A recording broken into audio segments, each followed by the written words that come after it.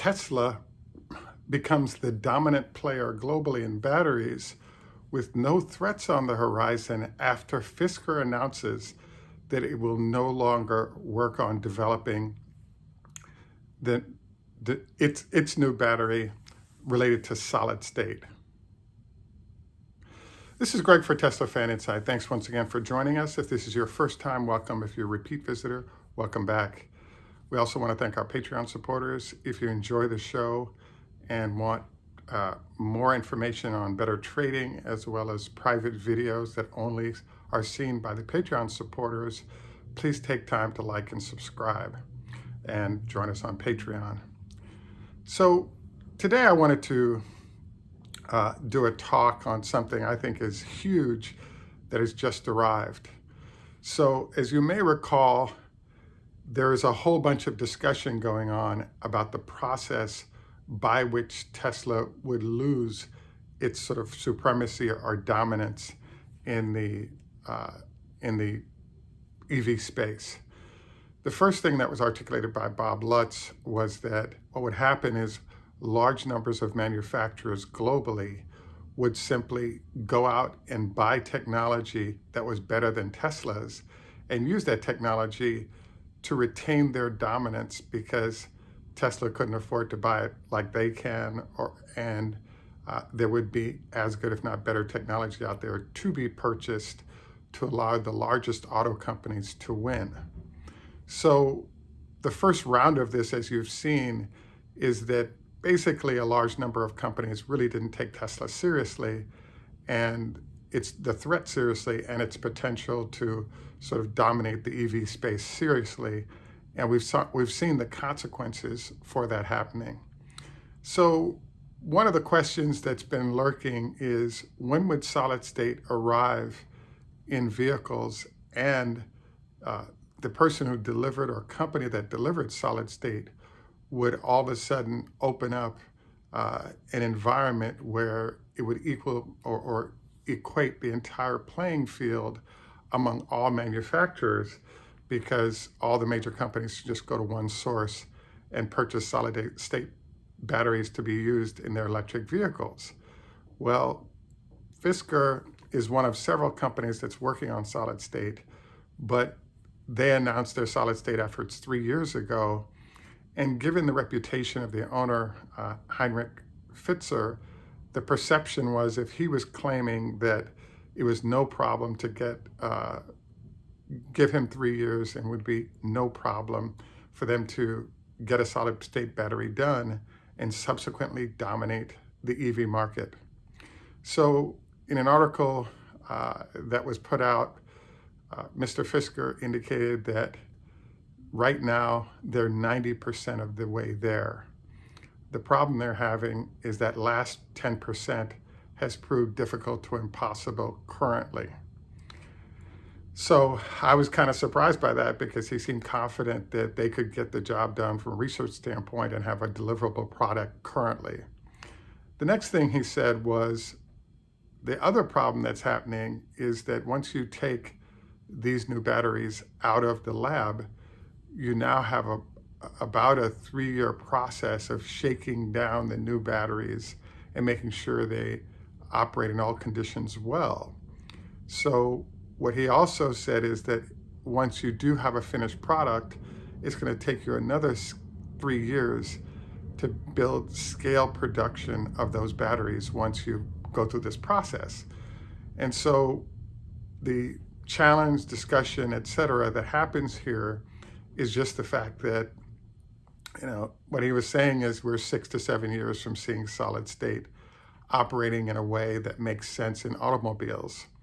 So I was kind of shocked by this. We do have Toyota and others working on it.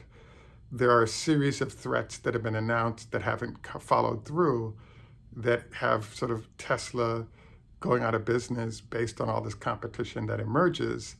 And sort of none of those have really panned out thus far. So where does this leave us is the great question. And the answer is Tesla has been doing a lot of research, including in the solid state area, and has its new form factor battery coming in. And based on the lack of better solutions out there that Tesla's been carefully reviewing how to take the batteries to the next level, but not necessarily take it all the way to solid state. It's fascinating right now because where Tesla has taken things is probably 50 to 60% of the way there to solid state, but still staying in the lithium ion battery realm. So this somewhat undermines those that are waiting on solid state to deliver a demonstrable advantage over Tesla. And clearly that has not worked out thus far. Where it does leave us is that in light of Tesla bringing out this new battery and all the different ways that its form factor operates, being part of the structural portion of the vehicle, including battery dissipation elements of heat, including sort of all the features that were described by this new form factor, and I believe it's patented. I think that we sort of are in the zone right now where Tesla kind of has a free field for the next few years to build products and gain market share dramatically against competitors. There are a bunch of ways in which this is sort of playing out that I'd say I'm a little surprised by. The biggest one is the theory was that if you give enough money to the big battery producers, you could instantly flick a switch and battery comes out. The challenge is that you have a lot of entities building the battery plants, and it takes 2 or 3 years to do so. And then there's also kind of a shortage of scale level batteries throughout the world right now. So with Tesla dominating the number of vehicles sold and dominating the number of batteries produced and dominating the number of batteries being ordered from existing manufacturers, it really looks as though Tesla's got a multi-pronged strategy for how to dominate sort of the battery portion of the EV world for the next few years. So there's a question of, well, do you have the raw materials, be it nickel, cobalt, etc.? Tesla's lined up long-term mining to get that done. The next question is, do you actually have batteries? Tesla's competing with others to source batteries from both LG and from CATL, two of the biggest suppliers. And while there are other suppliers or manufacturing being built, Tesla kind of dominates currently in terms of how much of not only their batteries, but everybody else's batteries they're using that are going into cars. So this puts a squeeze on manufacturers. Another element here is Tesla semiconductors are being produced by Samsung in the United States, and they're able to get battery supplies needed there as well. Again, other manufacturers are having challenges getting cars out because they can't get semiconductors. So Tesla is doing its own build and implement in this way. The next, so I have to say I'm very surprised by this. I actually didn't want to have anything to do with Tesla for a long time because I watched friends who were involved with the Fisker automobiles and were unhappy doing so. And I thought that the whole battery component was a reason why, Tesla would be another Fisker, because of the description of how the large OEMs could theoretically just buy up all the battery supply and sort of wipe out Tesla in the process. This is sort of a back end also interesting phenomenon, because another thing that's going on is that Tesla has been spending a lot of money for its own research for many years on what battery form factor it wanted to put on the streets with its own thumbprint on it. So basically they have a research facility that they've been paying researchers in Canada at a university there for many years to kind of come up with something. And we're wondering, how are they doing this in light of the fact that Panasonic doesn't allow Tesla employees inside of its production facilities in Reno, so all the elements of how it delivers its battery, Tesla pays for, but wasn't having an opportunity to see that. And so we kept wondering, well, why are you guys paying for research, but we're not seeing any fruits of that research, even though all those dollars and time was put in? And now as we see what's going on with the 4680 form factor, it's sort of become the answer to that question we're now seeing, and that it wasn't a waste of money. So now we're in a very interesting position because you're having large other OEMs chasing Tesla in many ways. Number one, can you do a battery partnership for production that allows your cost to be reduced? Number two, now that Tesla is producing its own batteries without a partner, they don't have to offer a profit share with their current partner. So in theory, they can offer cars at lower prices because they don't have to consider how much they're going to have to pay their equal partner when these facilities are being built. So I think that this is a clear example of how I think it kind of creates a nightmare for the large OEMs, because the question is, what are their core competencies? They have the beautiful dealerships around the world, they have manufacturing capabilities, et cetera, but the nightmare is where they're going to get scale battery without a partner that allows them to be price competitive with Tesla. And I still think we have even after we go forward 3 or 4 years and they open up and start producing vehicles, how long can they hold out doing a loss leader routine on their electric vehicles relative to their Tesla competition? And the answer is for a while right now, but as Tesla scales up the number of factories and they have to deal with the lower price point that Tesla delivers because it does its own manufacturing of batteries, and the form factor of those batteries are unique to give Tesla other advantages, we're now in an interesting position where, as we've discussed many times, Tesla is able to sell cars at a 20% profit at the same level that competitors are seeing their costs at. So I think this is fascinating. Another thing I wanted to cover today is we just did a show about what's going on with NIO and other Chinese manufacturers.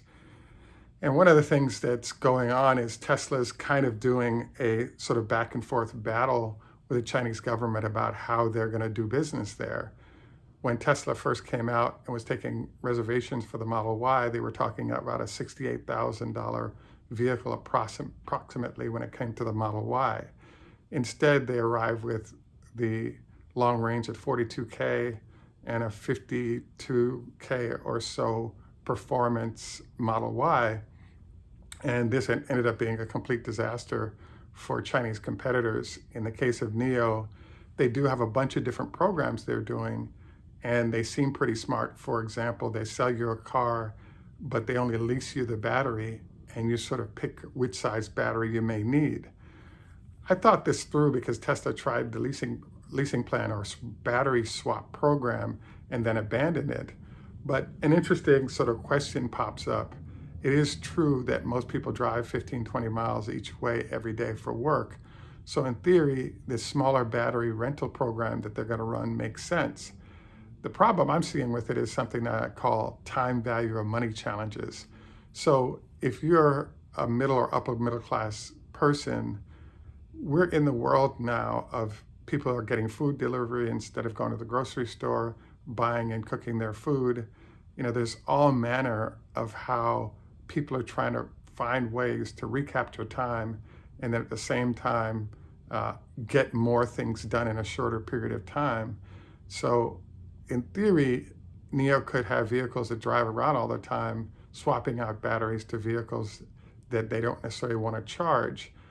But I really think we're underestimating the buying public in China if you say that, because as we all know, Tesla just opened a 73 charger facility in a large building in Shanghai, the largest charging facility in the world.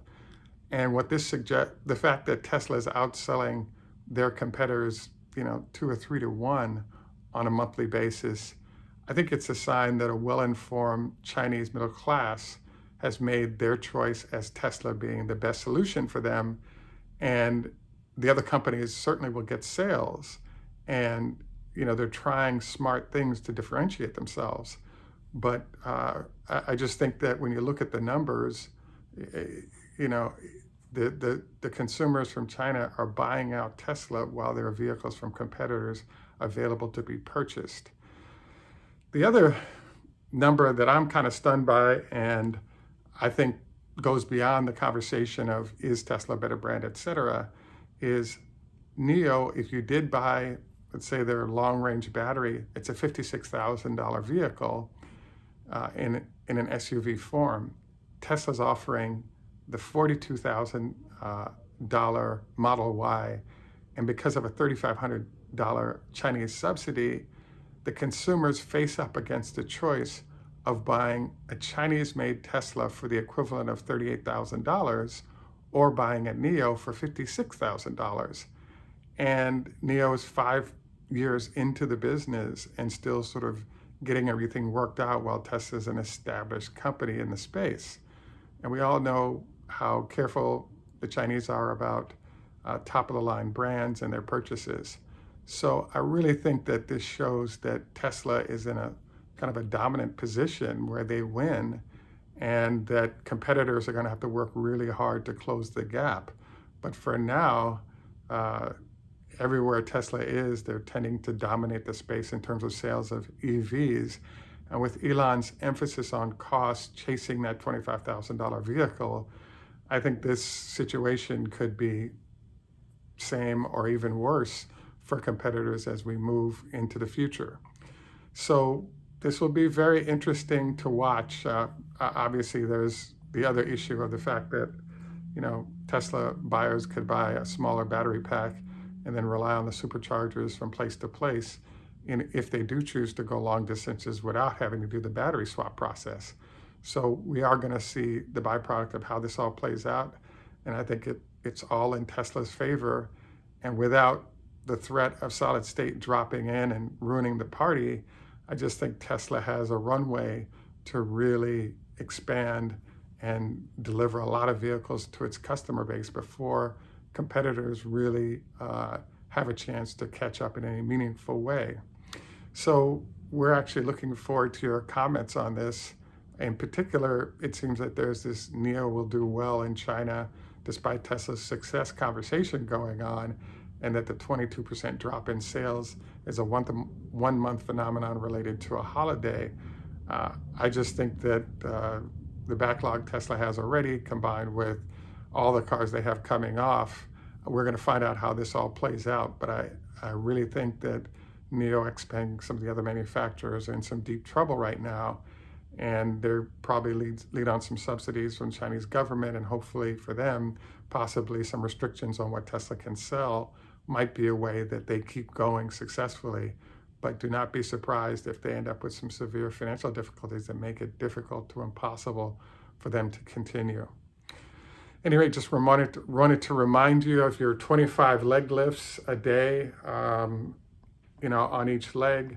Even if you do not do the 25 pounds or 5 pounds per leg, it was suggested by another health professional that you might want to consider just doing those leg lifts without weight, legging the weight of your leg rule if you don't have weights handy.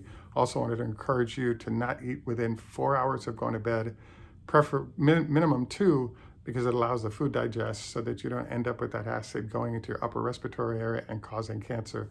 University of Louisville professor. The third is our kidney doc recommended no more than once a week fried foods. This allows you to avoid type 2 diabetes and other challenges that might be related. We also wanted to encourage you to consider, if you're going to do lovemaking, consider a very small salad or something of that ilk, because it restricts the amount of food your stomach requires for blood flow, leaving that blood flow available for other activities. And finally, don't forget a 30 or better SPF as a suggestion. Might be helpful in your process of avoiding skin cancer issues, etc.